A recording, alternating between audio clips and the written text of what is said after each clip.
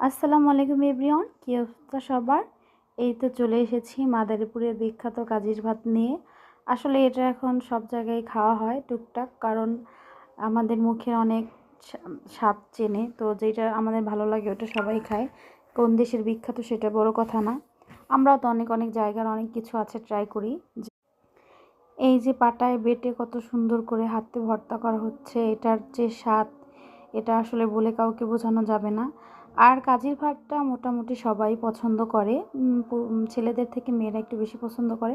অনেক অনেক ছেলেরাও আছে তারা খুব বেশি পছন্দ করে কাজির ভাতটা।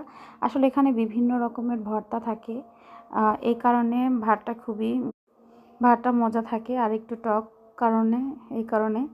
তো আজকে আমরা করেছিলাম কাজির ভাত পিকনিক। এই যে আমরা এখানে বিভিন্ন রকমের ভর্তা করেছিলাম, আর হচ্ছে মাছ ভাজা, এটা দিয়ে একটা ডালা সাজিয়েছি। আর এখানে ছিল কাজির ভাত। তো কাজির ভাতটা অনেকে হলুদ দেয়, এখানে হচ্ছে হলুদ ছাড়া সাদা ভাত ছিল, দুটোই খেতে মজা।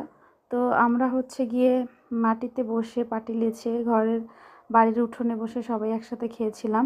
এটারও খুব যে একটা মজা, ওই মজাটা আসলে কাউকে বলে বোঝানো যাবে না। তো আসলে জানি না কোন দেশে কোনটা পছন্দ। তো যারা মাদারীপুরের বাইরে আছেন তারা অবশ্যই একবার হলেও ট্রাই করবেন মাদারীপুরের বিখ্যাত কাজী ভাত। আল্লাহ হাফেজ।